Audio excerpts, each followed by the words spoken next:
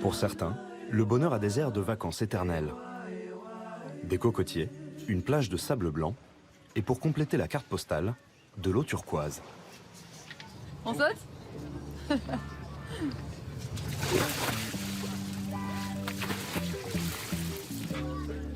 On dirait des touristes, pourtant ils sont chez eux à Tahiti. À 28 ans, Chloé a tout plaqué. Son Alsace natale et la vie de bureau pour se faire une place au soleil avec son compagnon Ghislain. Au début, ça fait un peu peur, mais... Moment exceptionnel, non, franchement, j'adore. J'adore, il y en a encore là, voilà. ils sont partout. Au milieu des raies et des requins, ils savourent leurs privilèges.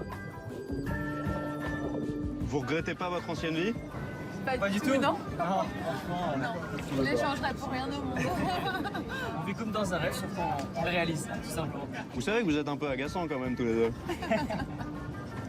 Ah, ce sourire. Un bonheur qu'ils partagent sur les réseaux sociaux. Photo, hein? Oui.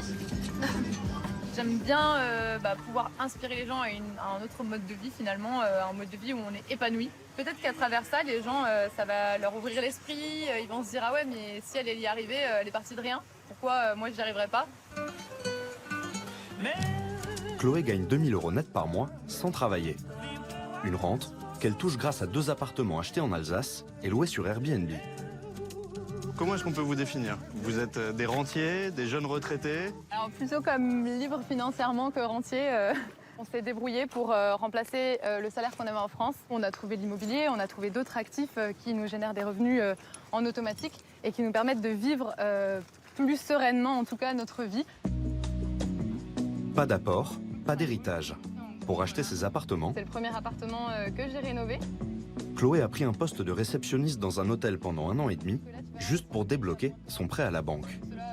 J'ai pris le premier CDI en fait, que j'ai trouvé. Je voulais pas m'embêter à attendre longtemps de trouver le job parfait. Vous gagnez combien grâce à ce travail? Je gagnais entre 1 400 et 1 500 € net par mois. Je pense qu'en France, la plupart des gens gagnent ça. On n'est plus obligé de gagner 3 000 à 4 000 € pour acheter de l'immobilier aujourd'hui. On peut emprunter avec un SMIC. Vous leur avez expliqué aux gens pour qui vous bossiez, ils ont compris? Je pense qu'ils m'ont pris un peu pour une rêveuse. Ils m'ont dit mais Chloé, en fait, t'es juste réceptionniste. Tu peux pas devenir rentière. Hein. Tu vas pas vivre les pieds dans l'eau sans rien faire. Et pourtant, aujourd'hui, c'est un peu la vie que j'ai. Être heureux, c'est peut-être le plus grand défi de la jeunesse d'aujourd'hui. Pour les générations précédentes, la recette paraissait pourtant simple. Voulez-vous que je vous présente une femme heureuse? Eh bien, regardez-moi. Une cuisine tout équipée, un caddie bien rempli et une carrière toute tracée. Depuis les 30 Glorieuses, les jeunes n'avaient qu'à suivre le mode d'emploi pour être heureux. J'entre dans une grande école, alors pour l'instant, je vois la vie en rose. Sauf que les crises sont passées par là. Crise du climat, du Covid, de l'emploi, à laquelle s'ajoute désormais une crise de sens. Le modèle de la carrière à l'ancienne, du métro boulot dodo, fait de moins en moins rêver. D'après une étude récente, pour la première fois depuis 20 ans, les jeunes se disent nettement moins heureux qu'avant. On a quelque chose qui ne s'est jamais passé. On a, chez une partie très importante de la jeunesse, un effondrement du bonheur. 27 points de moins en à peine 20 ans. Alors pour trouver leur bonheur, de plus en plus de jeunes empruntent des voies alternatives. Nous avons suivi 4 d'entre eux qui ont radicalement changé de vie. Le bonheur pour moi, c'est être à ma place sur la route et sentir que les galères se transforment en plaisir. Solal s'est lancé dans un tour du monde à pied pendant 7 ans, loin de la vie de bureau. C'est trop beau. Chloé, elle, a tout plaqué pour vivre de ses rentes à Tahiti. Pour moi, le bonheur, c'est être libre, indépendante financièrement et avoir du temps pour faire ce que j'aime. Certains visent le bonheur en solo, d'autres au contraire misent sur le collectif. En Suède, Antoine expérimente la vie en communauté. Le bonheur pour moi, c'est de pouvoir vivre de façon aussi naturelle et authentique que possible. Julien, lui, voulait s'engager pour la planète. Il a quitté le monde de la banque pour fonder une asso écolo. Pour Pour moi, le bonheur, c'est d'avoir une raison de se lever le matin, qui a du sens et qui permet d'avoir un impact positif. Philosophe, spécialiste du travail, journaliste ou écrivain, nous avons réuni des experts pour comprendre ces changements de trajectoire, On pourrait associer le bonheur à la quête de sens. mais aussi en explorer les limites. Ce qui peut faire échouer, c'est le putain de facteur humain, le PFH. Portrait d'une jeunesse qui redéfinit les frontières du bonheur.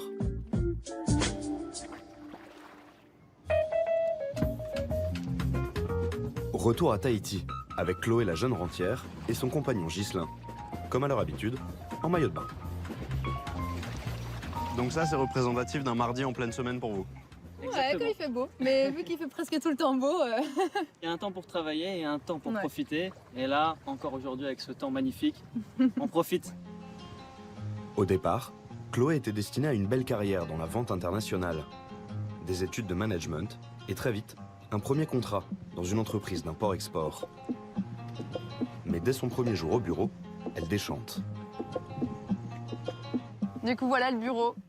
Voilà un peu mon déclic. Il me déprimait. Genre le matin, j'y allais presque avec la boule au ventre. Et en fait, j'ai pris une photo comme ça du bureau. Et le soir, je suis rentrée chez moi, je l'ai regardée et je me suis dit, ça, Chloé, non. Ça va pas te rendre heureuse. Ça, il faut que tu changes, en fait. Vous avez fait les bonnes études, vous avez décroché le bon boulot. Qu'est-ce qui vous a fait peur? Moi, ce qui m'a fait peur, c'est de ne pas voir ma vie passer, en fait. De me dire, demain, je vais au boulot, demain, je vais au boulot. Et en fait, vivement vendredi, c'est le week-end. Oh là là, qu'est-ce qu'on va faire pendant nos 5 semaines de vacances? Je me disais, non, en fait, j'ai pas envie de vivre 5 semaines par an, en fait. Ça m'a fait très peur. C'est sûr que pour beaucoup de jeunes, la carrière ne fait plus rêver aujourd'hui. Alors, de quelle carrière on parle? C'est surtout cette question qu'il faut se poser. Ce qui était valorisé à l'époque de nos parents, c'est peut-être le fait d'avoir une bonne situation. C'était intégrer une entreprise rapidement après avoir été diplômé, de préférence une grande entreprise avec un bon salaire, des chèques vacances, des tickets resto. Tout un package finalement qui vous assurait une stabilité financière et puis un certain confort. Et la fonction sociale de l'argent change, ce n'est plus une fin en soi, mais par contre, cet argent va nous permettre d'atteindre un idéal de vie qui nous permettra d'avoir du temps qui, on l'espère, nous apportera du bonheur. C'est une jeunesse qui s'inscrit dans une logique de génération premier jour du reste de ta vie. Quand on les interroge, qu'est-ce qui est le plus important pour vous en termes de réussite aujourd'hui? L'argent est devancé par être heureux et pour la première fois, l'argent est devancé ou plutôt est à quasi-égalité par le fait d'avoir du temps. La peur de perdre sa vie à la gagner. Syndrome d'une jeunesse qui a vu ses aînés cotiser pendant plusieurs décennies pour une maigre retraite. Ghislain, lui, travaillait pour de grandes marques de vêtements jusqu'à sa prise de conscience. Mes parents ont beaucoup travaillé, plus de 40 ans de travail. Et derrière, ils ont une retraite qui est plutôt faible. Mon grand-père, qui a travaillé aussi toute sa vie, il a eu enfin cette retraite. Il a pu vivre quelques mois, quelques années, et il est décédé. Du coup, il a beaucoup donné. Et en échange, la vie ne lui a pas rendu. Et je me suis dit, est-ce qu'en fin de compte, c'est pas un message qui m'a été envoyé en me disant « Ghislain, est-ce que vraiment tu veux vivre la même vie ?» Aujourd'hui, vous avez l'impression d'avoir repris le contrôle sur votre vie? Je pense. Effectivement, aujourd'hui, on a déjà notre retraite. Je pense qu'on poserait la question aux jeunes. On te donne une retraite maintenant. Est-ce que tu la prends? Je pense que 95% de la population dirait oui. On a très vite compris que notre génération, le modèle de retraite tel qu'il a été formulé à la sortie de la Deuxième Guerre mondiale, touche ses limites. La vague du baby-boom de plein emploi qu'on a connu n'existe plus aujourd'hui. Donc il n'y a pas assez de personnes pour payer les personnes qui partiront ensuite à la retraite. La retraite, qui leur paraît loin, est d'après eux un mythe auquel ils n'auront pas droit. Et ils n'ont pas forcément envie de cotiser toute leur vie, de se tuer en quelque sorte à la tâche pour au final ne pas bénéficier du système de retraite. Il y a une certaine partie de cette génération aujourd'hui qui fait partie d'un mouvement qui s'appelle le mouvement FIRE. Et donc le mouvement FIRE, c'est l'idée d'être indépendant financièrement le plus tôt possible pour prendre sa retraite le plus tôt possible. C'est un nouveau concept, FIRE. De plus en plus de gens rejoignent le mouvement FIRE. Ils ont changé de vie pour être indépendants financièrement. FIRE, pour financièrement indépendant et retraite précoce. Le mouvement est né aux États-Unis et voici son gourou, un ancien ingénieur en informatique. Son nom, Peter Adney, alias Mr. Money Moustache. C'est Vous pouvez rapidement passer d'un niveau de vie modeste à une vie avec beaucoup plus de revenus. Mister Money Moustache, c'est un des pères fondateurs du mouvement Fire. C'est celui qui a donné le ton, qui a à la fois créé un storytelling de lui-même et qui prône cette fameuse indépendance financière non teintée d'humour et qui amène les personnes qui le suivent à en faire de même. En France aussi, le mouvement Fire a un ambassadeur. Nous le rencontrons dans le 15e arrondissement de Paris. Hello. Lors d'un cours du soir un peu particulier. Alors, le sujet de ce soir, c'est « Je prends ma retraite en 10 ans ». Donc là, ce qu'on va faire ensemble, c'est simplement une méthode et des mathématiques derrière pour voir comment on peut faire pour prendre sa retraite en 10 ans. Victor Laura, 33 ans, se présente comme coach en investissement. Grâce à des placements fructueux, cet ancien cadre dans la finance n'a plus besoin de travailler. Si vous créez vous-même votre capital, c'est génial. Ce soir, devant ses disciples, il détaille sa méthode. D'abord, se fixer un objectif de rente et calculer le capital nécessaire pour y parvenir. Combien vous devez avoir de capital pour avoir 1 500 € par mois? C'est parti, vous avez franchement 3 minutes. 2000, ça t'apporte 600, 1005, ça t'apporte 1005 par 600. Mieux vaut ne pas être trop nul en maths. 450. 450 000 €. Ce serait le capital de base à réunir pour obtenir, grâce à des placements judicieux, une rente mensuelle de 1 500 €. Et pour réunir cette somme de départ, Victor Laura a une solution. Se serrer la ceinture, épargner jusqu'à la moitié de son salaire pendant 10 ans. Se priver, ça va être revoir sa consommation, ça va être limiter ses sorties, ça va potentiellement être déménager, décaler des bonheurs du présent, qui sont en fait des bonheurs un petit peu futiles. Il y a l'expérience des enfants. Si vous laissez un enfant dans une salle avec en face de lui un chamallow, est-ce qu'il va le consommer tout de suite ou est-ce qu'il va le consommer plus tard si vous lui proposez d'en avoir 2? Tu vas le manger? Je veux juste en croquer un petit morceau.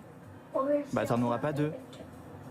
Et en fait, les enfants qui attendent pour en avoir 2 et les consommer plus tard, en fait, vont mieux réussir dans la vie. Est-ce qu'on peut programmer son bonheur? Pourquoi pas? Mais que va être ma vie? Que vont être mes journées, mes semaines et mes mois, d'une certaine façon en apnée? Je pense que ça suscite de la frustration. Une frustration de quoi, 8 à 10 ans? Ça me paraît cher payé. Si on veut du temps, si on veut atteindre ce bonheur, eh ben, ça nécessite des efforts qui, certes, ne sont plus les mêmes qu'hier. On n'a plus envie de rester au bureau jusqu'à 22 h, mais par contre, on peut se serrer la ceinture, on peut gérer drastiquement ses économies parce que, d'après eux, le jeu en vaut la chandelle. Une des très bonnes méthodes pour épargner, c'est de vous mettre en couple. C'est con, hein? Mais en fait, quand vous vous mettez en couple, vous sortez moins. Vous pouvez être très content d'être 2 et dîner chez vous. Enfin, tout diminue, quoi. Vous êtes 2, mais vous avez un budget presque d'une personne et demie, quoi. Même une personne. En fait, ça marche super bien. Donc, être en couple, c'est top. Une certaine vision de l'amour. Mais épargner ne suffit pas. Victor Laura incite aussi son auditoire à emprunter à la banque pour pouvoir investir. Donc là, les calculs qu'on va faire ce soir, c'est sur un profil Jessica qui a 30 ans et elle veut prendre sa retraite du coup à 40 ans et elle gagne 3 000 € par mois. Parmi les placements rentables selon le coach, l'immobilier et la bourse. Le CAC 40, les 10 dernières années, il a fait 8,5% par an. Donc si là aujourd'hui, vous avez 600 000 € net placés en bourse dans un actif qui vous rapporte 4%, vous pouvez avoir 2 000 € par mois. Démystifier la bourse à fond. La bourse, c'est tout con. Hein.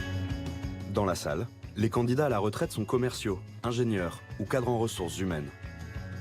Déterminez entre vous pourquoi vous voulez prendre votre retraite. Aujourd'hui, mon boulot me plaît, mais peut-être que demain, ça me plaira plus. Donc, j'ai pas envie de rester dans un boulot qui me plaît plus, juste pour des questions financières. Moi, ça serait en fait plutôt pour essayer d'autres métiers, quitte à travailler sans être rémunéré, mais à pouvoir essayer à faire plein de choses différentes. Ne plus être dépendante en fait d'un CDI et d'un employeur, etc. Avoir du temps pour se dire on peut profiter de son entourage, de sa vie, et décider quand on veut, c'est surtout ça. Certains sont à peine entrés dans le monde du travail qu'ils veulent déjà en sortir.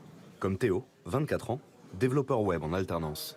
Moi, ce qui m'intéresse, c'est d'évoluer en tant que personne, me faire ce qui me plaît. J'ai pas envie de me limiter, faire une tâche répétitive toute ma vie. J'aimerais pas tomber dans ce qu'on appelle la rat race. La rat race, ou la course sans fin d'un rongeur dans sa cage. La rat race, c'est finalement une image pour dénoncer un monde du travail devenu complètement abrutissant, complètement aliénant. C'est finalement l'idée de dire je dois travailler dur pendant mes études pour avoir un job, pour avoir un bon statut social, donc consommer et ensuite m'endetter, et puis travailler encore plus pour rembourser mes dettes finalement. Et voilà, donc on est dans un engrenage qui n'a pas de fin. Un engrenage qui peut conduire à de grandes souffrances, comme le burn-out qui toucherait 2,5 millions de salariés en France, ou moins connu, le bore-out.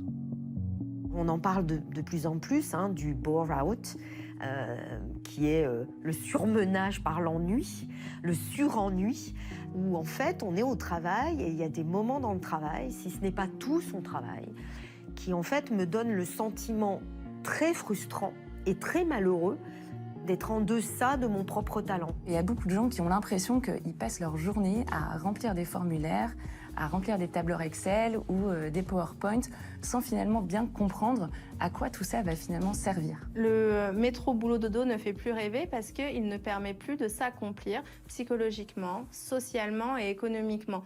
La routine ne fait plus rêver parce qu'on a envie d'avoir une vie en quelque sorte extraordinaire. On a envie d'avoir plein d'aventures. Tout plaqué pour une vie d'aventurier.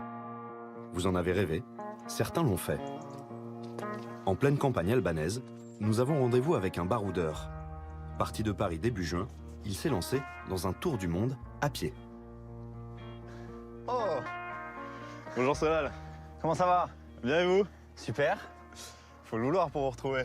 Bah ouais. bien joué. C'est ça pour vous, le kiff?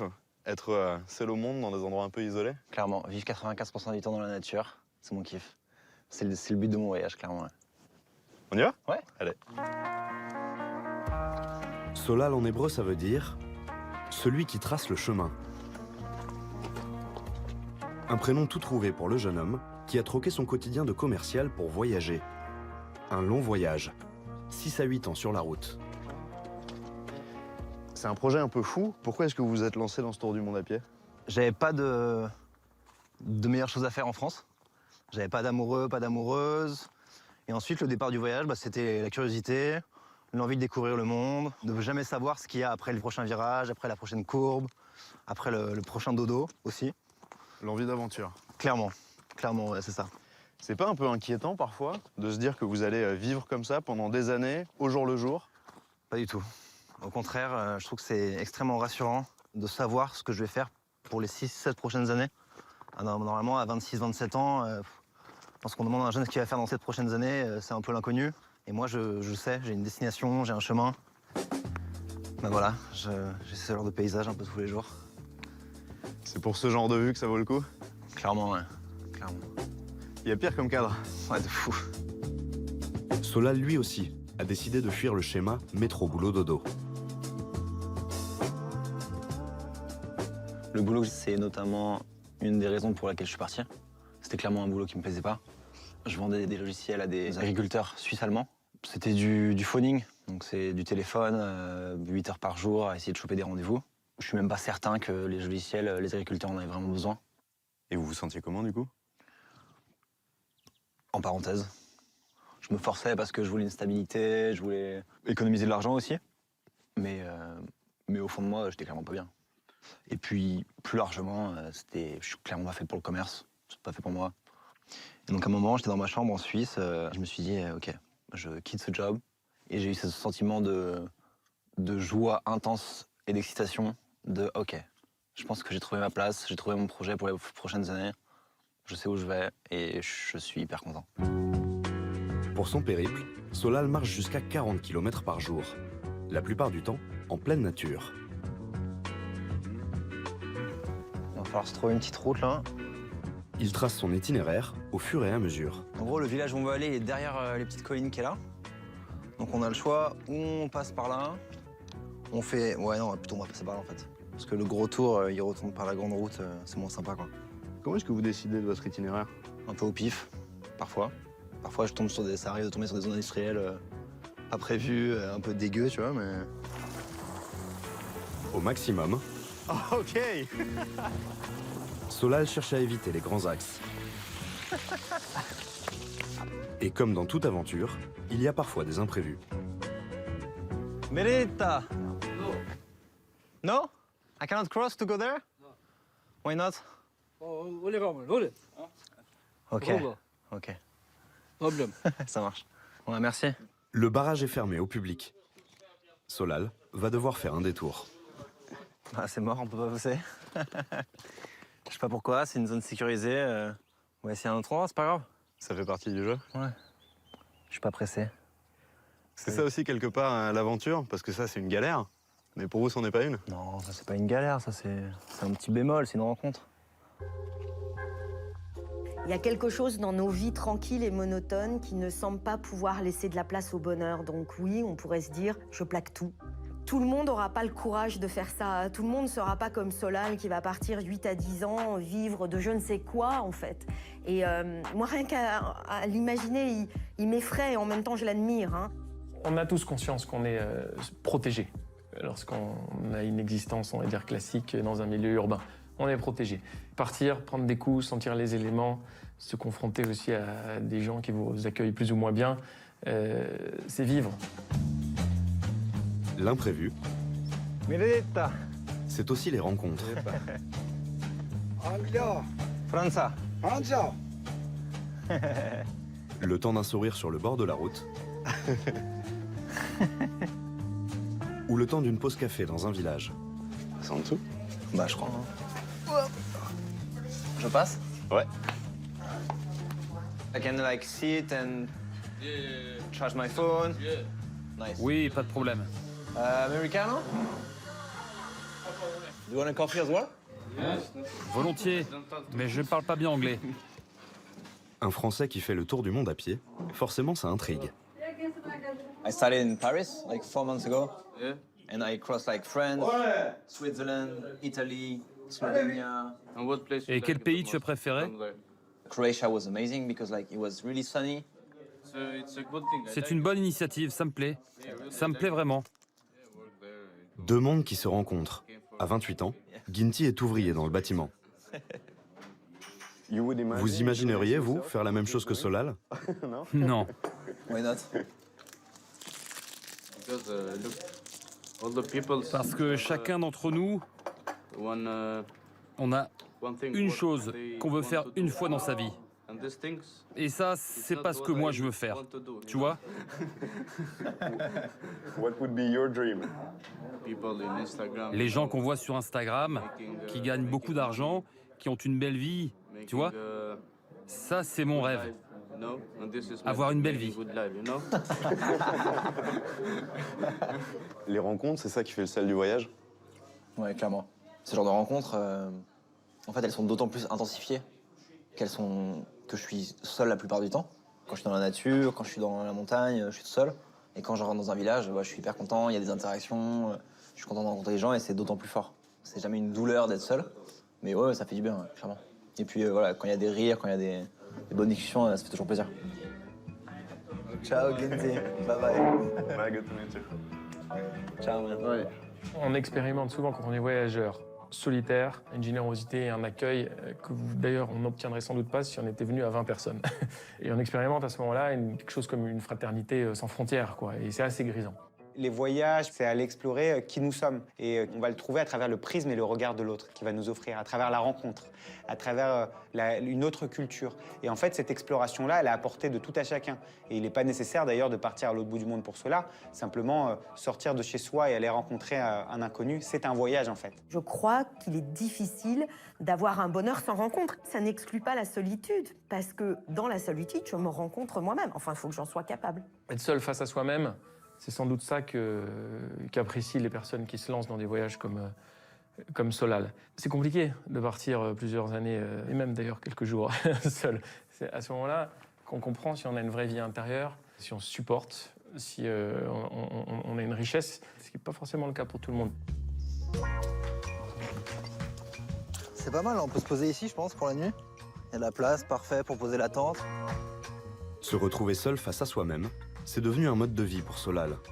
Un quotidien qui implique de se contenter de peu. J'ai plusieurs habits de rechange, hein. 2-3 t-shirts, la petite chemise pour aller au resto, des chaussettes, un autre caleçon. Ah, il a vécu celui-là. Bien dégueulasse. Je pense que c'est la nourriture qui est sortie. Et ouais, ça me dégoûte. Ça, c'est tout ce que vous avez pour toutes vos aventures.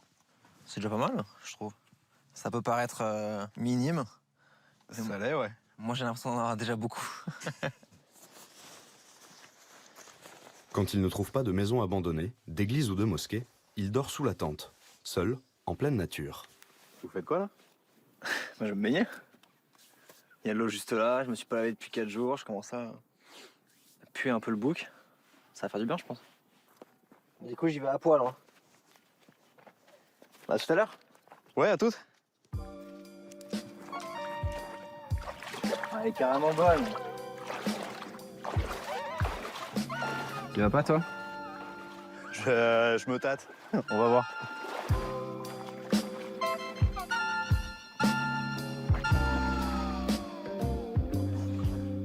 Visiblement, Solal est plutôt bien dans sa peau. Heureux? Ouais, grave. Pourtant, ça n'a pas toujours été le cas. Diagnostiqué bipolaire il y a quelques années, il a vécu des moments douloureux. La bipolarité, c'est une maladie mentale. Moi, je suis bipolaire de type 2, donc c'est la forme la plus légère. Ça se caractérise par des phases hautes et des phases basses. Les phases hautes, c'est des moments où on est en hyperactivité, on est déconnecté de la réalité et on se met en danger, comme j'ai pu le faire. En janvier 2020, je suis tombé alcoolisé d'un balcon pendant un surf trip aux Canaries. Là, je me suis fait 3 fractures dans la mâchoire, 15 dents pétées, le coude pété, rotule et poignet aussi. J'ai compris que ça aurait pu s'arrêter très vite et que maintenant, j'allais faire des choses qui me plaisent et qui me font du bien et qui sont saines. Ça va mieux depuis que vous voyagez?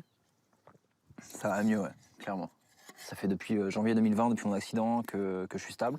Et moi, j'ai toujours refusé de prendre des médicaments. Je considère que pour moi, 90% de la guérison, c'est le mode de vie. Et d'ailleurs, les médecins qui m'ont suivi, le psychiatre, ils sont au courant du périple, hein, bien sûr. Je l'ai fait en accord avec eux.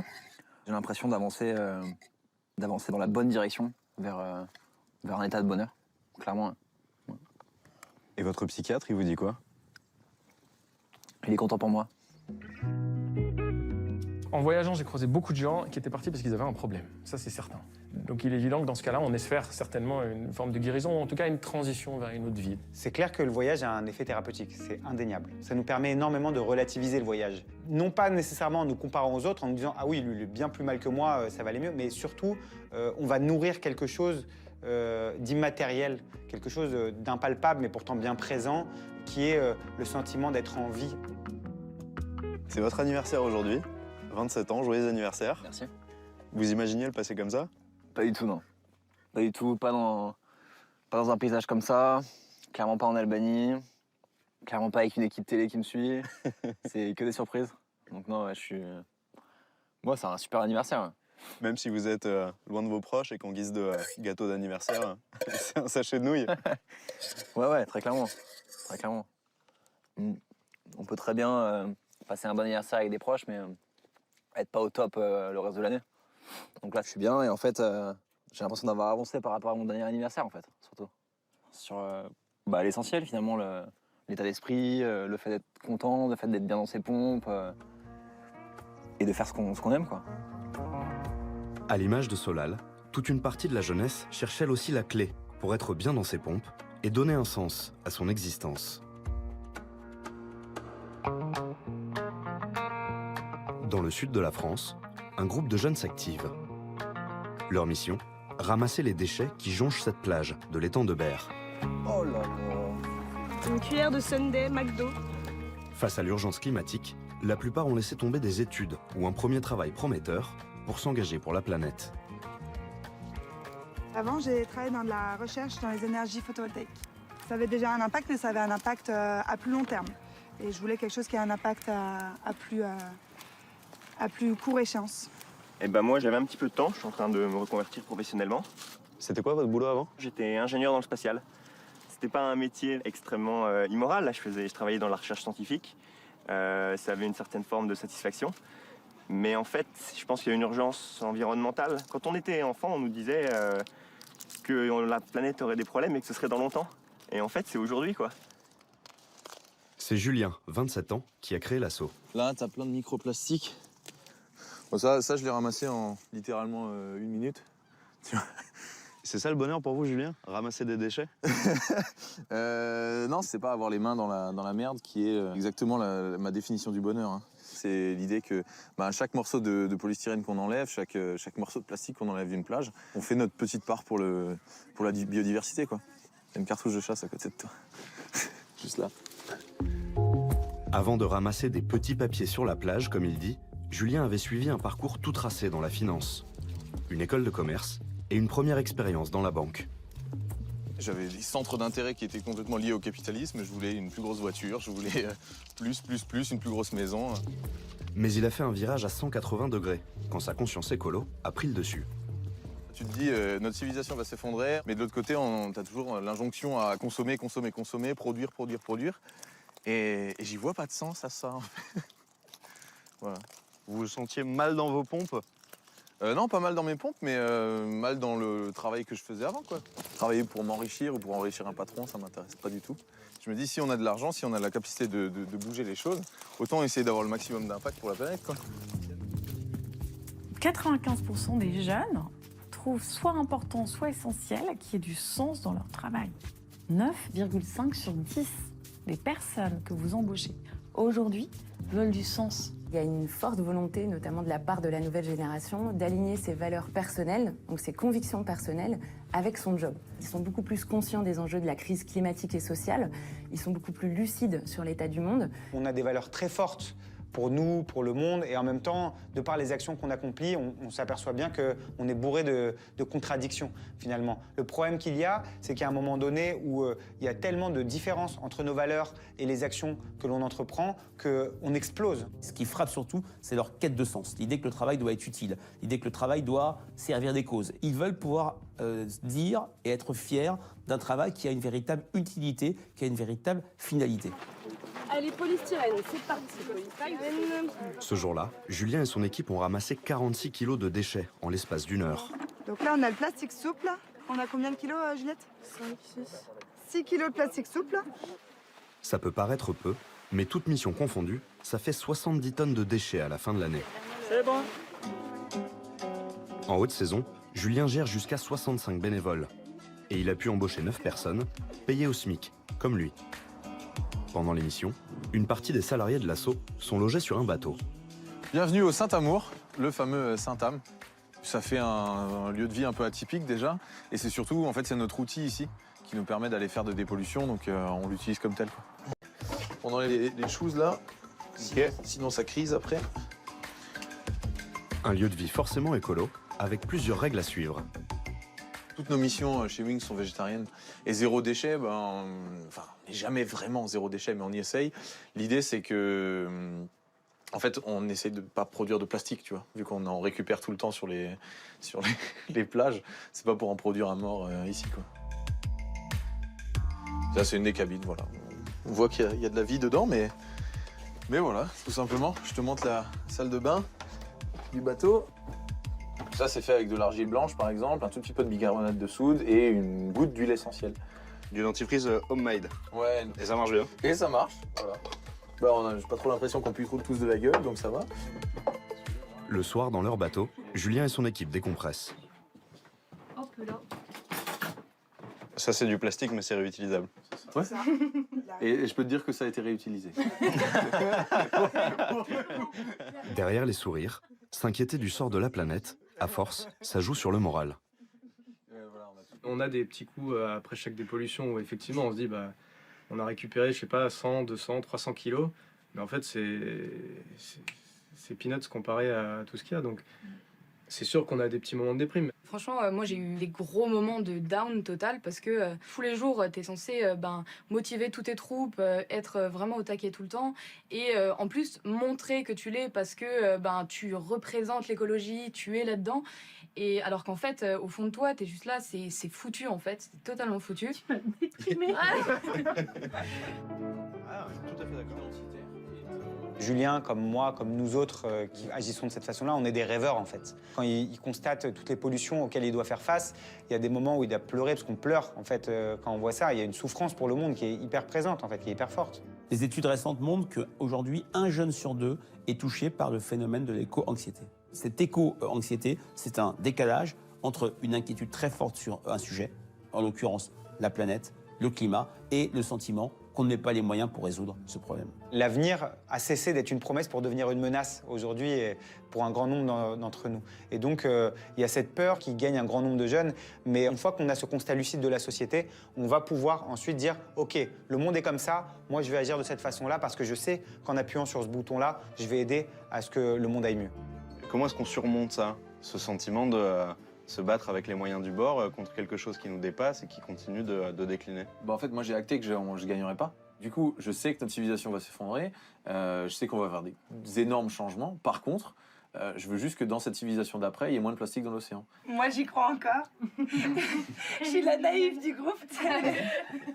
Soit on reste recroquevillé et on attend que le rouleau compresseur passe, ou alors on se dit, bah non, on agit et on trouve un moyen au moins d'avoir un impact qui va dans le bon sens. Ma réflexion de base, c'était de me dire que tout seul, j'étais trop petit, donc il fallait que je fasse des changements d'échelle. Si on arrive à faire 200 dépollutions dans l'année avec des équipes hyper motivées à l'organiser, ben, j'ai beaucoup plus d'impact en fait. Et en vrai, ça rend incroyablement heureux. Et si c'était ça la clé du bonheur, agir à plusieurs? Certains poussent l'idée encore plus loin. À 3000 km de là, sur l'île de Gotland en Suède, des jeunes tentent d'inventer une société parfaite. Nous sommes dans l'éco-village de Suderbin, une communauté abritant une dizaine de nationalités différentes. On y croise ce matin-là un Belge en train de préparer du lait d'avoine. Dans l'atelier, un Ukrainien qui coupe du bois de chauffe. Ou encore, une Hollandaise au fourneau. La plupart ont moins de 30 ans. Antoine, lui, est français et il s'occupe du potager. Here you go, carrots from the garden. Oops, I got Chinese cabbage as well. Merci, c'est parfait. Some leeks as well. C'est l'heure du déjeuner. Ici, tous les midis, c'est repas en commun et menu vegan. J'ai fait des steaks d'haricots rouges avec des épices. J'espère qu'ils ne vont pas partir en morceaux. Il y en a un par personne, voire un peu plus. J'ai fait aussi des graines de millet. J'ai réussi à bien les cuisiner.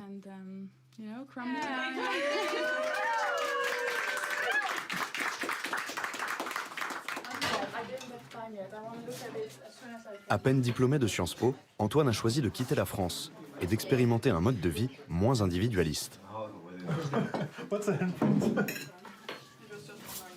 À Suderbin, chacun cuisine à tour de rôle pour une vingtaine de personnes.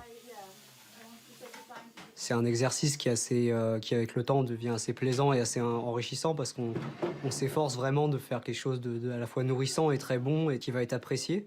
Parce qu'on ne cuisine pas seulement pour des étrangers, on cuisine pour des gens qu'on connaît et avec qui on vit.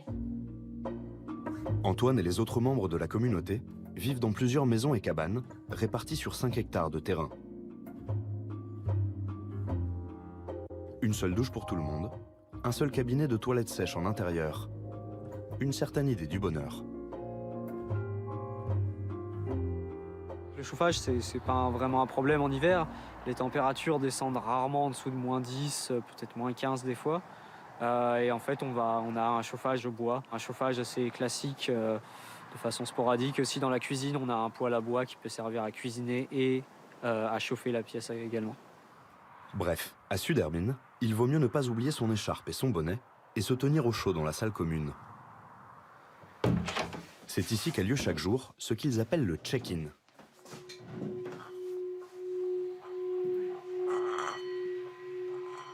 Après un instant de méditation collective, ceux qui le souhaitent peuvent confier leurs états d'âme, à l'abri des caméras indiscrètes.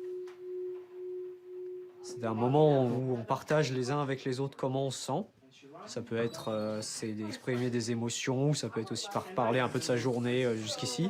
Rien qu'après ça, on se sent beaucoup mieux. Plutôt que de garder l'intérieur et dire je veux pas embêter les gens, je veux pas ennuyer les gens avec mes problèmes. On veut vraiment sortir de cette culture-là pour être dans une culture où on est là pour s'aider les uns les autres, pour qu'on puisse travailler bien ensemble et vivre bien ensemble. C'est comme une thérapie de groupe, en fait, travailler en collectif. Donc c'est très douloureux dans le sens où il faut aller toujours creuser en soi et faire cet effort-là justement de comprendre l'autre et de comprendre le groupe. Mais en fait, c'est hyper nourrissant et ça nous fait grandir humainement énormément. Moi, ça fait 3 ans qu'on vit en collectif. Je me sens beaucoup plus accompli aujourd'hui que durant les 32 années précédentes de ma vie. Se lancer dans une vie communautaire, c'est l'idée d'être heureux avec les autres, mais plus que ça, à mon sens, c'est l'idée qu'il faut qu'on imagine une autre société pour être heureux. Parce que la société nous rend malheureux. Elle nous rend étrangers à nous-mêmes, elle nous aliène, elle nous asservit. C'est complètement une réponse dans ta gueule, l'individualisme, parce que de toute façon, on s'en sortira pas tout seul. Et donc les communautés, d'une certaine façon, elles ont aussi ce truc de reconquérir et de remettre en idée cette espèce d'Éden où on démarrait une vie à plusieurs. C'est la tentative de réaliser des utopies. Réinventer la vie en commun, l'idée n'est pas nouvelle. Au début des années 1900, un groupe de jeunes Allemands fonde en Suisse la communauté de Monte Verita. Anticapitalisme, nudisme et amour libre sont le mantra de ses précurseurs. À la fin des années 60, un projet de cité heureuse fait beaucoup parler dans le sud de l'Inde, Auroville. Une cité de la liberté et de l'unité. Sans race, sans argent, sans privilèges, sans classe, sans loi. Avec le mouvement hippie, les communautés connaissent leur âge d'or. On en dénombre jusqu'à 500 rien qu'en France, au début des années 70. Ça ressurgit forcément parce que toute société, quand elle s'interroge sur elle-même, imagine une contre-société. Les communautés hippies des années 60-70, elles étaient contre la société de consommation, de performance et contre la guerre du Vietnam. Donc c'était vraiment construire une contre-société où on trouverait le bonheur. Sauf que dans le mouvement hippie, le bonheur, il était très personnel. Tu sais, je vais trouver ma jouissance personnelle avec le groupe, évidemment, mais le but, c'était la jouissance personnelle, d'une certaine façon. Tandis qu'aujourd'hui, on pense à notre plaisir collectif, au chemin que l'on va prendre et à la réponse que ça va apporter à la société et au monde. Depuis 30 ans, une nouvelle vague de communautés voit le jour. Les éco-villages, comme Mercaba au Portugal ou Mundo Nuevo en Colombie. Les fondements sont les mêmes, mais la démarche est plus écologique.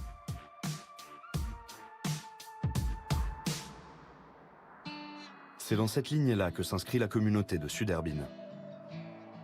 Ici, été comme hiver, la journée commence par le même rituel.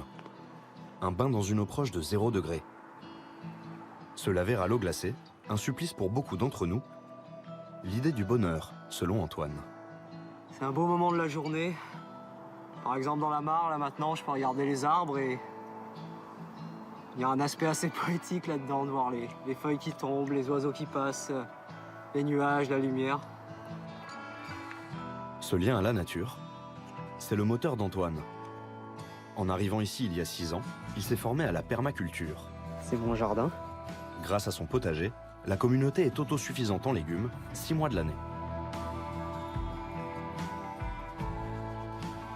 Ça me donne beaucoup de gratitude pour le fait qu'il y ait cette nature autour qui fait que ça, c'est possible. Que seulement en mettant des graines en terre, en les arrosant et en prenant soin, à la fin, on peut avoir de la nourriture qui va nous nourrir. Et ensuite, on se reconnecte avec ce cycle en prenant soin autant que faire se peut de cette terre, en la paillant, en la fertilisant avec du compost qu'on a fait nous-mêmes.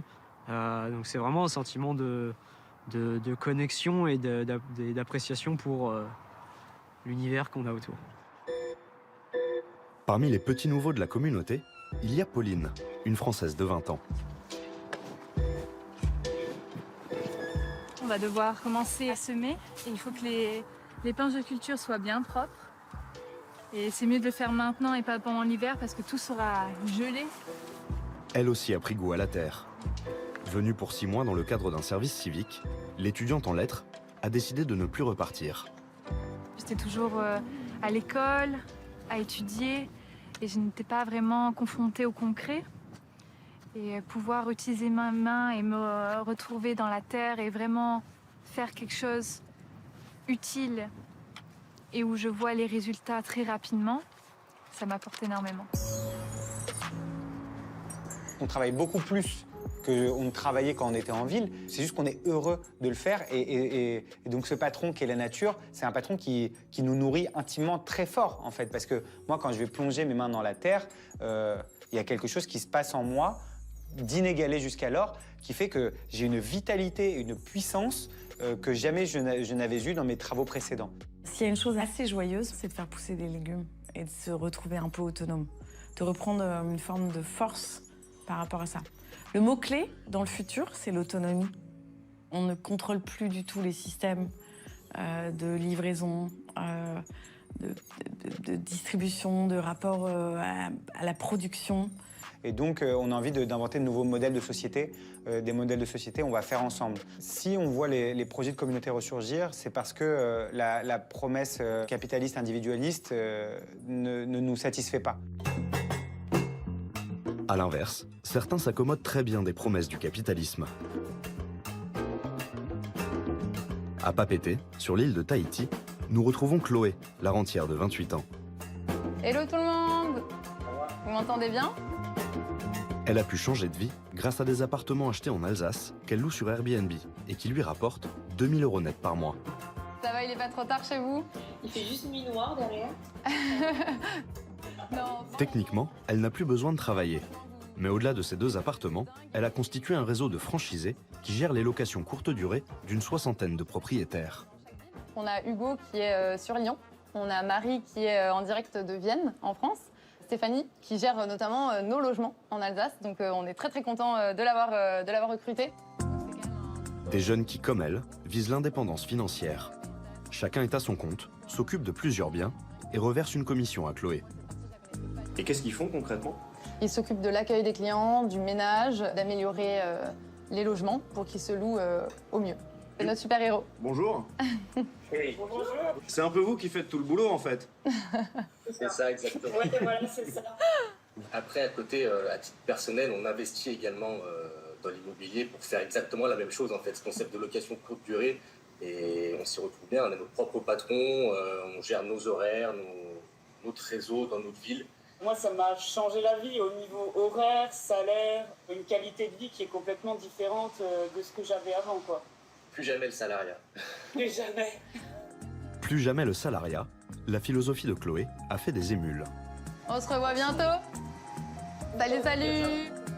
Ce modèle de location courte durée est pourtant souvent décrié et contribue dans de nombreuses villes à la hausse du prix des loyers. Une critique qui revient souvent sur le modèle Airbnb, c'est que ça participe à la crise du logement en retirant des logements qui auraient pu servir à loger des familles sur place. Qu'est-ce que vous en pensez de ça? Alors pour le coup, déjà, les logements qu'on a, la plupart, on ne pourrait pas loger des familles parce qu'on vise plutôt dans les 30 à 50 mètres carrés. Et puis en plus, on essaye de cibler des petites ou moyennes villes. C'est pour ça qu'en fait, on a très rarement, nous, cette critique parce qu'au final, les villes où on va, il n'y a aucun problème pour se loger. L'art d'être rentier, elle l'a appris avec son compagnon Ghislain. Pour atteindre l'indépendance financière, il s'est formé sur Internet et grâce à des livres aux titres évocateurs. Un de mes mentors, Robert Kiyosaki, le guide pour atteindre la liberté financière, ça a été vraiment mon leitmotiv. Devenez riche, penser comme un millionnaire, gagner sa liberté financière et choisir sa vie. Au-delà de l'immobilier, il investit dans tous les secteurs susceptibles de faire grossir leur rente, comme le Bitcoin. Je suis un holder, donc je garde cette crypto-monnaie le plus longtemps possible. Mais aussi les actions boursières. AXA, Total, par exemple, je sélectionne en fait des sociétés qui versent des dividendes quoi qu'il arrive. Que l'action monte ou que l'action descende, Exactement. vous aurez de l'argent. Tout à fait. Vous n'avez pas peur de tout perdre? On peut tout perdre, ça fait partie du risque. Heureusement, on a investi dans l'immobilier, donc qui est notre pilier le plus fort. Si on perd de l'argent en bourse ou en crypto-monnaie, on aura toujours ces actifs qui continueront à nous verser des loyers régulièrement. Le principe, c'est de l'argent qui va générer de l'argent. Exactement. En fait, j'échange plus mon temps contre de l'argent, mais plutôt mon argent contre de l'argent. C'est ce qui va me permettre de pouvoir m'enrichir. Quand je dors, je gagne de l'argent. Que ce soit une réservation via Airbnb grâce à mes investissements immobiliers, soit grâce à la crypto-monnaie ou la bourse. L'investissement en bourse est extrêmement paradoxal. Pour eux, ça va être un moyen, et ils le font de manière sincère, d'atteindre l'indépendance financière et ils auront l'impression de s'émanciper du système parce qu'effectivement, ils n'iront plus forcément travailler du lundi au vendredi. Par contre, en voulant créer de nouvelles manières d'entreprendre pour changer nos modes de vie, on participe à la permanence du capitalisme et même on alimente le système. L'immobilier, la bourse, c'est des secteurs qui n'ont pas très bonne réputation. Qu'est-ce que vous répondez à ceux qui peuvent vous dire, en fait, vous ponctionnez le système? Nous, on n'a pas créé les règles, on s'en est servi. Je pense que les gens ne connaissent pas assez le fonctionnement. On confond souvent la bourse du casino. Investir dans une société, c'est plutôt aider l'entreprise à se développer. Ils ont besoin de fonds propres pour pouvoir grandir et embaucher des gens. Nous, tous nos investissements qu'on a sont en France. On paie nos impôts en France. Donc au final, on est tout autant légitime que quelqu'un qui a un travail en France. Vous vous dites parfois que votre vision du bonheur, elle est assez égoïste? Je pense que oui, dans le sens où le bonheur, c'est personnel. Chacun a une vision du bonheur différente. Nous, pour le coup, on s'épanouit par l'investissement. Mais aujourd'hui, on essaye de partager nos conseils. Donc on essaye aussi de casser ce côté égoïsme que l'investissement immobilier ou l'investissement en bourse, en crypto-monnaie peut avoir l'air. Karana les amis, c'est Ghislain et je trouve que c'est normal que tu aies peur d'investir tant que tu n'as pas encore investi. Depuis un mois, Ghislain est sur TikTok. À coup de vidéos ludiques, le jeune homme dispense ses conseils en investissement. Pourquoi on n'apprend pas l'éducation financière à l'école? C'est normal d'avoir peur d'investir. Personne ne viendra t'aider. Si des gens suivent vos conseils et perdent tout, vous vous sentirez comment? Je me sentirais mal, parce que je me mets à leur place. Comme quand je le fais dans mes vidéos, j'essaye d'expliquer ma situation. Moi, je promets rien, je conseille juste. Je peux donner une information, mais je ne certifie pas qu'elle va vous rendre riche. Ghislain ne fait aucune promesse à ses abonnés. Mais sur Internet, d'autres ne s'en privent pas. Si vous voulez changer votre vie, c'est ici. Sur les réseaux sociaux, les vendeurs de bonheur pullulent.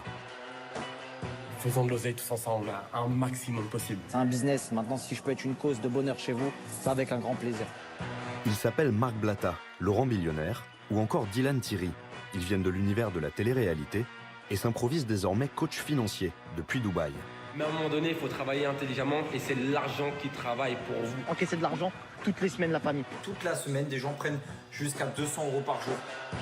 Après la promo de cosmétiques ou de montres de luxe, ces influenceurs vous proposent des placements en bourse et dans les crypto-monnaies. Aucun d'entre eux n'est pourtant un pro de la finance.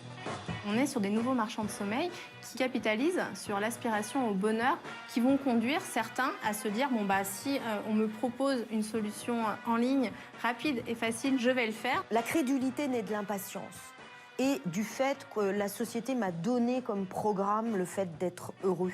Donc pourquoi je ne suivrais pas cette recette apparemment facile? Moi, je pense que la question, elle est vite répondue. Alors, soit tu me suis dans mon jacuzzi, soit tu retournes nager pour toyer dans les problèmes. Bisous. Derrière les beaux discours, des placements souvent risqués. Mais ça, les influenceurs ne le disent pas toujours. Résultat, beaucoup finissent par perdre leurs économies, aveuglés par la promesse d'argent facile. Et là, voilà la question terrible, depuis que les philosophes sont en train d'essayer de lui apporter une réponse. Est-ce que l'argent fait le bonheur? Est-ce que le bonheur, c'est une liste? Alors, si j'ai une maison en Corse, un voilier, ce sac à main qui est trop beau, une Rolex, est-ce que ça me rendra heureux? Dans le sud de la France, nous retrouvons Julien, l'engagé pour la planète. Bienvenue au Kraken.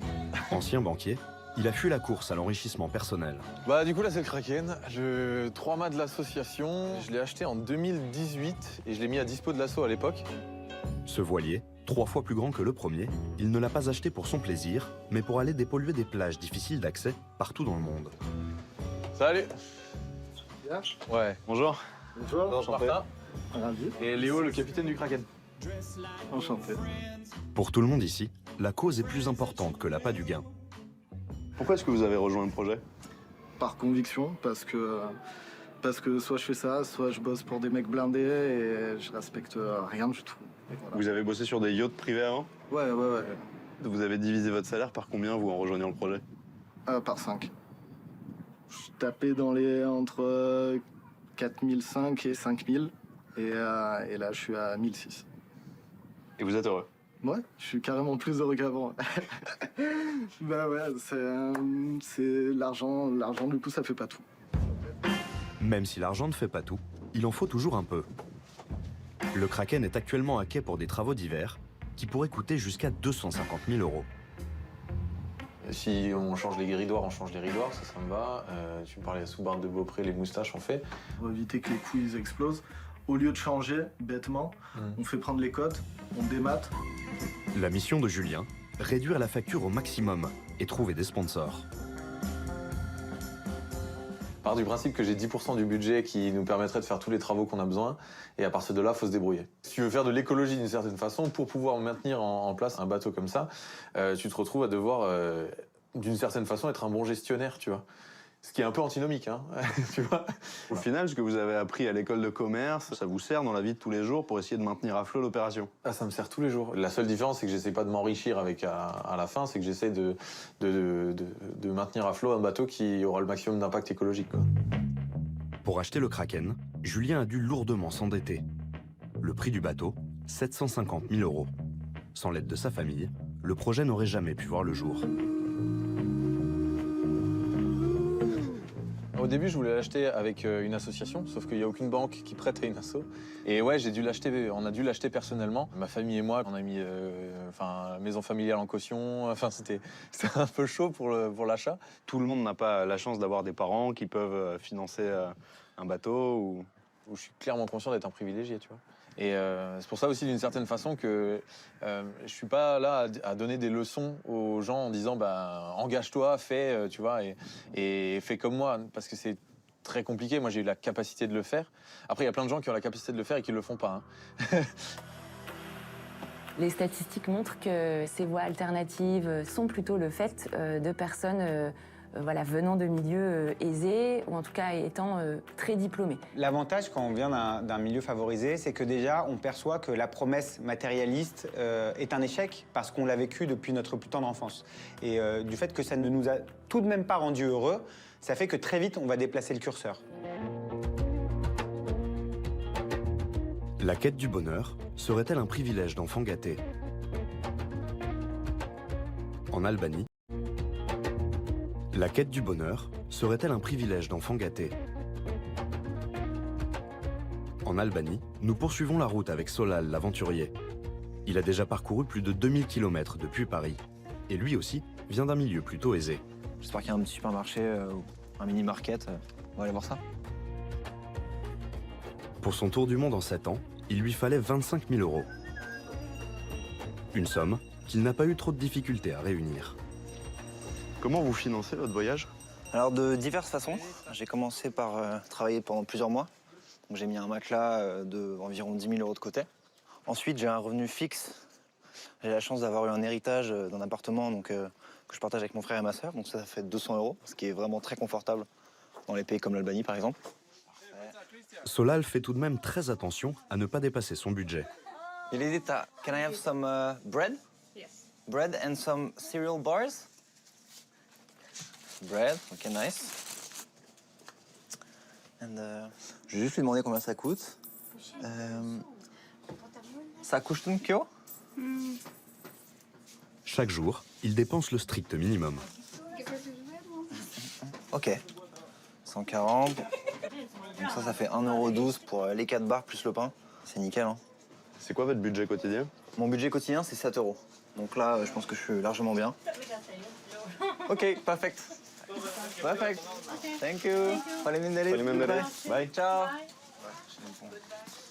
Pour compléter son budget, Solal a lancé une cagnotte en ligne qui lui assure en moyenne 150 € par mois. Donc juste un petit tour du monde, c'est le nom de mon projet. Et là, ce mois-ci, voilà, c'est assez conséquent. J'ai 285 €, mais parce que j'ai une personne qui m'a donné avant-hier 100 €, ce qui est énorme, ce qui n'est jamais arrivé pour l'instant. C'est pas un peu paradoxal de vouloir faire un voyage en étant hors système et en même temps de dépendre de la générosité des gens?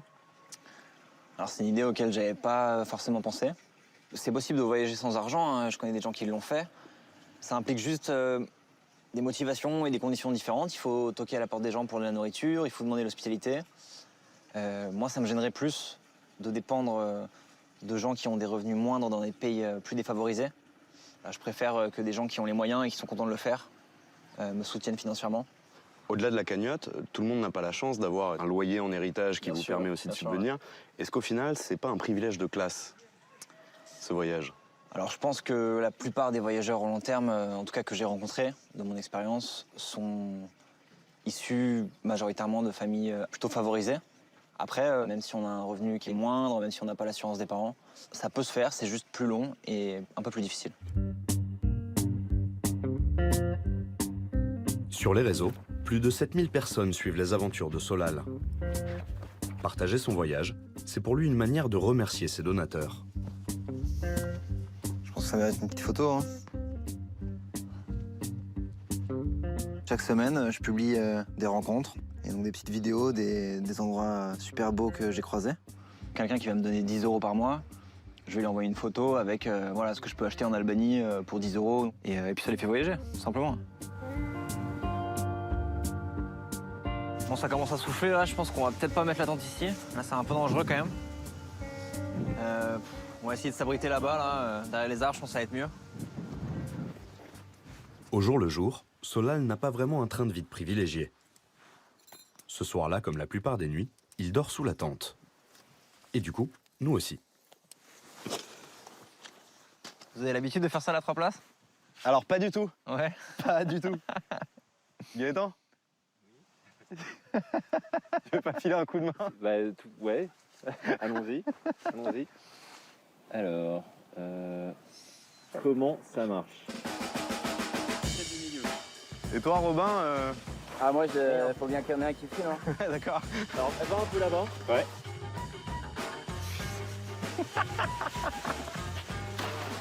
Il vous reste quoi? Il vous reste 1 heure d'installation? Ça va, hein. Ah, tu veux dire, voilà, tu fais l'arceau qui est pas... Et à peine 10 minutes plus tard, Tadam! Le tour est joué. On va être bien là-dedans tous les trois. Le confort spartiate, Solal s'y est habitué. Mais son voyage n'implique pas que des contraintes matérielles. Pour les rencontres amoureuses, ça se passe comment? C'est un peu compliqué. Hein. Donc parfois je fais des incursions dans les villes, des petites pauses citadines. Et là j'essaie de faire des rencontres. Je vais dans un bar ou je vais sur les applications de rencontres. Vous allez sur les applications de rencontres? Ouais. Quoi, genre Tinder? J'utilise Tinder, ouais. Et ça marche? Bah ça dépend. Ici je pense que ça marchera pas trop. On peut essayer, hein, mais... Et là il y a Anaïs qui est à 4 km. Voilà, il y avait 3 personnes dans une zone de 20 km. Donc c'est un peu limité, quoi. Et ça vous pèse pas parfois la solitude? De se dire peut-être que pendant 8 ans, je vais pas rencontrer la personne de ma vie? Non, j'ai assez confiance, je suis assez optimiste. Je me dis que j'ai beaucoup plus de chances de rencontrer la personne de ma vie en étant épanoui et en étant bien dans mes pompes que avec un travail qui me plaît pas et moi qui tire un peu la tronche. Et si vous rencontrez la personne de votre vie, vous arrêtez le voyage? Ouais, c'est une des seules raisons qui pourrait faire que je m'arrête, clairement. L'aventure en solitaire, ça implique quelques inconvénients. Mais quand on vit à plusieurs, ce n'est pas forcément plus facile.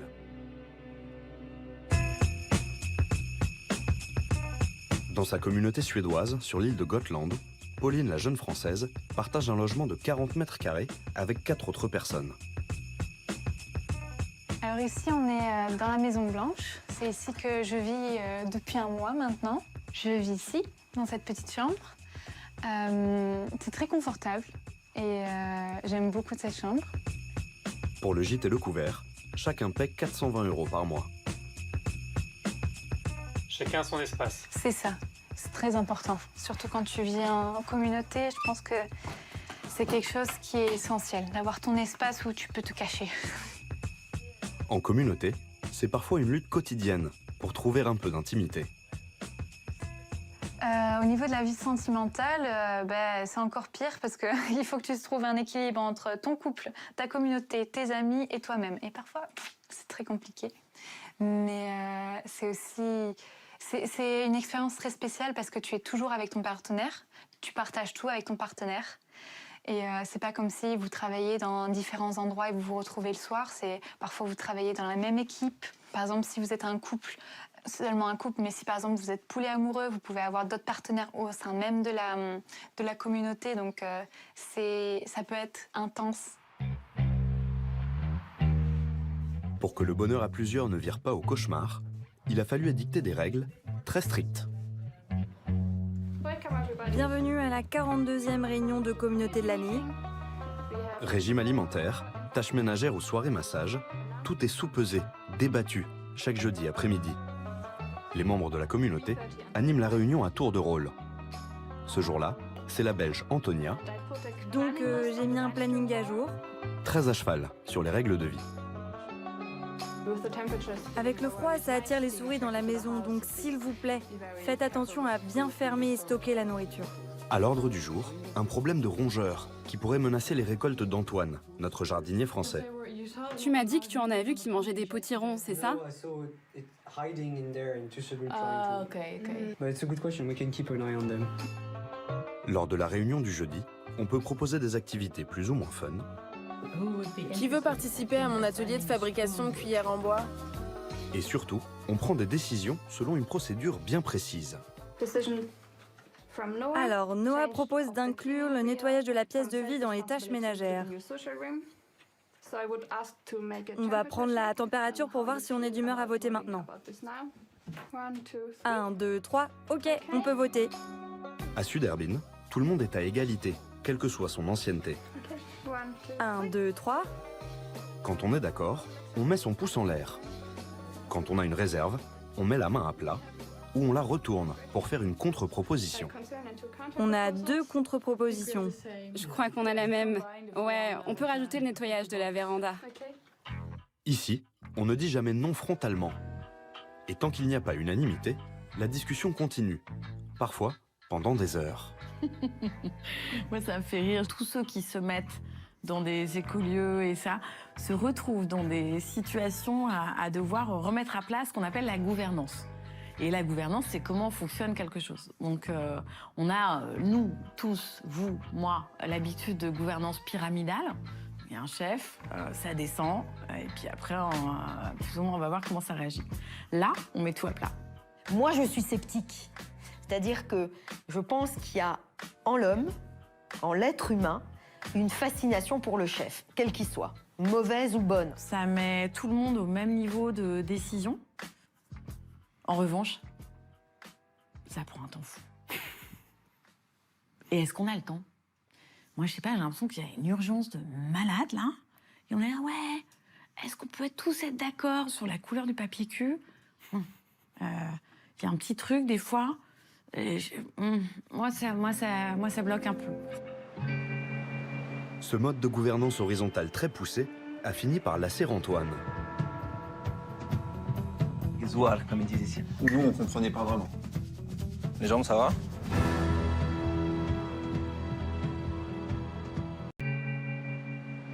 Dans sa communauté suédoise sur l'île de Gotland, le mode de gouvernance horizontale très poussé a fini par lasser Antoine.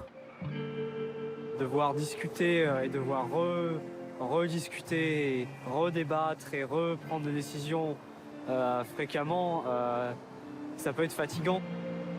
Réétablir des règles qu'on pensait comprises par tous, mais comme il y a une nouvelle personne qui vient d'arriver, qui questionne ça, qui demande pourquoi on ferait ça comme ça peut nuire, dans mon expérience, à l'homogénéité du groupe et au sentiment d'appartenance. Après 6 ans passés ici, il a décidé de quitter Suderbin. Il cherche une autre communauté en Suède, avec des règles plus simples. Ce qui peut faire échouer, c'est le putain de facteur humain, le PFH. On n'est pas forcément prêt à travailler ensemble, à coopérer ensemble, à ne pas être dans la compétition en permanence. Et donc, prendre soin de ce facteur humain, de lui accorder de la place, du temps, c'est nous prémunir d'un grand nombre d'échecs. Et nous, on prend énormément de temps, notamment avant d'intégrer une personne au groupe, parce qu'on veut être sûr qu'elle se sente bien. Et on veut être sûr que nous-mêmes aussi, on se sente bien avec cette personne. Parce que c'est finalement une famille élargie qu'on va constituer. Apprendre à vivre avec sa famille élargie n'est pas toujours facile. Convaincre sa propre famille de la pertinence de son changement de vie, non plus. Entre deux opérations de dépollution, Julien, le militant anti-plastique, se ressource chez ses parents, toujours installés dans leur village natal, en Moselle. Ça sent super bon. Quand il a décidé il y a 6 ans de quitter la banque pour fonder une asso écolo, ça a été la stupeur dans la famille. Et ça ressemblait à quoi les débats du coup à table? C'était très intéressant. C'était des débats chauds parce qu'en fait, nous, on comprenait pas vraiment. Voilà. Bah parce qu'on n'était pas du tout biberonnés à ça.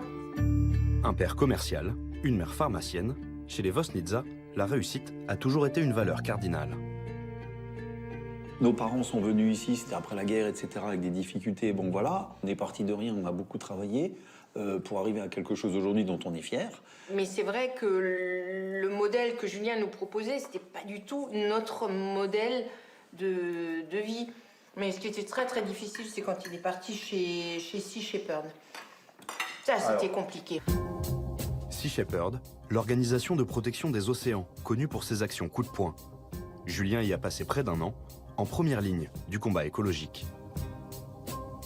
Un vrai écolo puriste, je pense que tu lui faisais peur. Quand j'étais chez Sea Shepherd, on sortait les filets de braconniers de l'eau. Et en gros, je passais ma journée à enlever des filets des animaux morts. Tu vois, faut juste voir aussi ce truc-là. Je suis rentré chez Sea Shepherd et il y avait à un moment donné des crevettes à table. Bah, j'ai chialé, tu vois. Parce que des crevettes, j'en avais vu des milliers et des milliers dans des filets dans lesquels il y avait aussi des dauphins et dans lesquels il y avait tout ça. Et quand j'essayais d'expliquer ça, en fait, de l'autre côté, moi j'avais l'impression que bah, tu l'expliques une fois, ah ok, d'accord, très bien, on change. Et en fait, bah non. De toute façon, on a 2 générations qui n'ont pas du tout le même logiciel. Et c'est bien normal. Elles n'ont pas les mêmes conditions de vie. C'est vrai que quand je vois donc, cette génération qui aujourd'hui arrive à la retraite et qu'elle nous raconte comment elle a vécu le monde, il y a une part de moi qui a envie d'avoir aussi cette insouciance qui était la leur peut-être à ce moment-là. D'un côté, vous avez des personnes qui ont eu le plein emploi. Et puis là, maintenant, on n'arrête pas de nous dire que l'horizon est assez bouché. Mais vous vous rendez compte, le choc? Vous avez 20 ans, vous dites mais je vais bifurquer. Et vous avez 50 ans et vous dites mais pourquoi tu bifurques? Moi j'ai tout mis en place pour que, avec de l'argent, des moyens, tu puisses faire des études et suivre le même chemin. Après des années, à force de dialogue, Julien a réussi à convaincre ses parents. Il les a même convertis à sa cause. D'accord?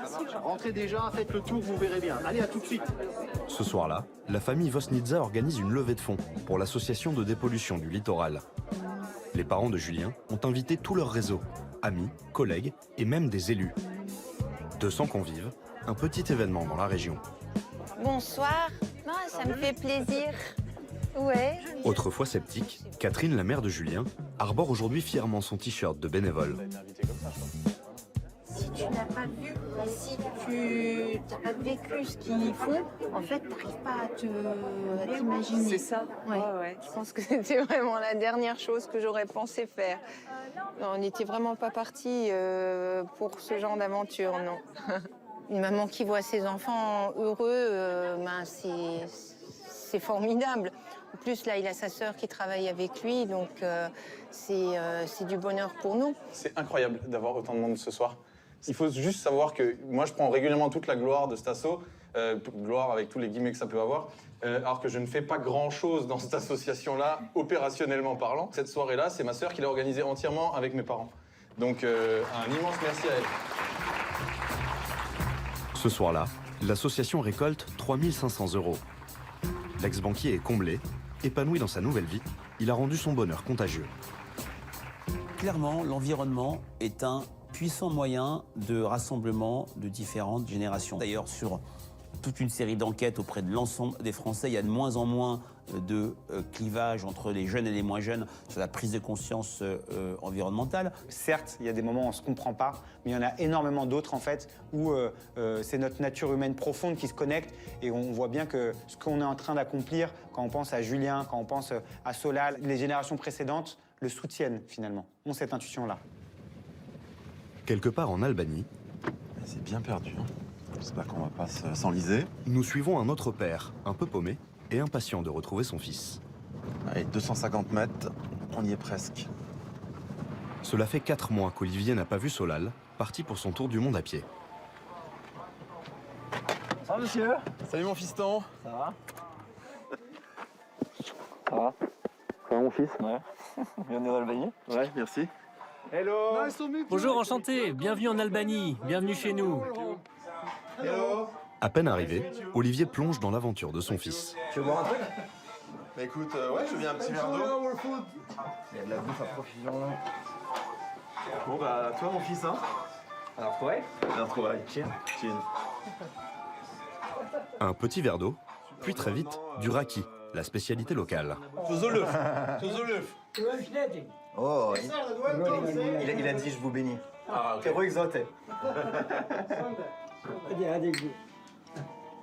Gezoar, comme ils disent ici. Oula, Gezoar, ça picote un peu le fond de la gorge. Hein. Ouais. Tu sais qu'il y en a qui prennent ça au petit-déj. Ouais. Ah oui, bah on va bien marcher demain. Tu veux voir l'état de mes chaussures un peu? Ouais, vas-y, montre. Oh là là là là là là. Tac. De côté. Oh là là. Pendant une semaine, père et fils vont faire un bout de chemin ensemble. Et Olivier n'est pas venu les mains vides. Come on. Yes. Trop bien, putain. Bien solide en plus là. Tranquille. Bon, moi j'allais mettre direct. Hein. Comme ça, tu vas refaire 6-7 000 km sans problème. Ouais. Elles sont bien rigides. Hein. Go. Objectif, la Macédoine du Nord. Les jambes, ça va? Les jambes, ça va, mais c'est l'alcool traditionnel, le raki, là, qui m'envoie des messages. En tant qu'ancien militaire, Olivier est un habitué de la marche à pied. Plus jeune, il embarquait souvent Solal dans ses randonnées familiales. Mais le voir partir aussi longtemps, c'est forcément un peu déroutant. Au début, j'ai eu ce sentiment d'inquiétude.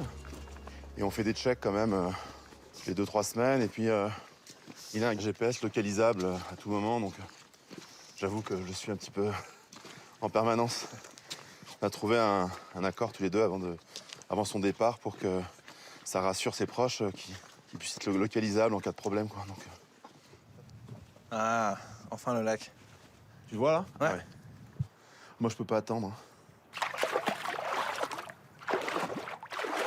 Tel père, tel fils. Deux générations sur la même longueur d'onde.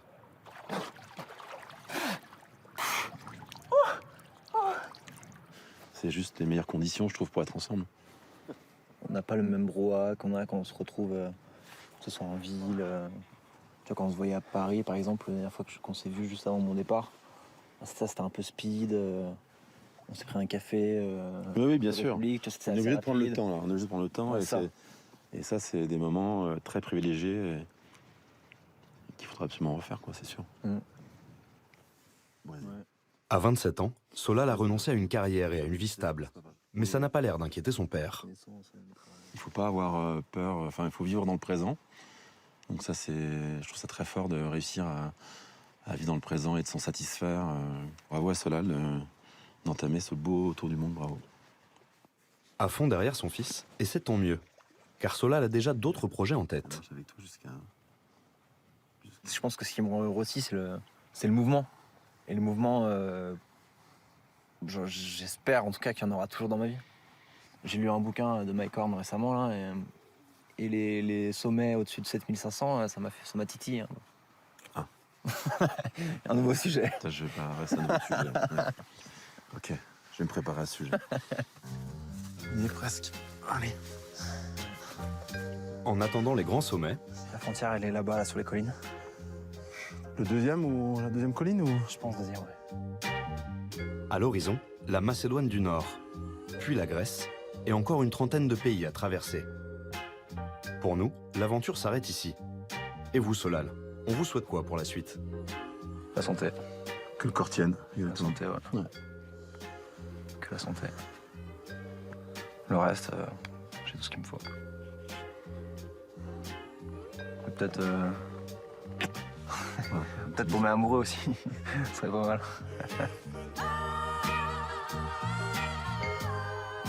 Et du coup, j'ai une toute dernière question. Vous êtes heureuse? Ça va, ouais. Je suis heureuse. Moi, je suis un homme heureux. Ouais.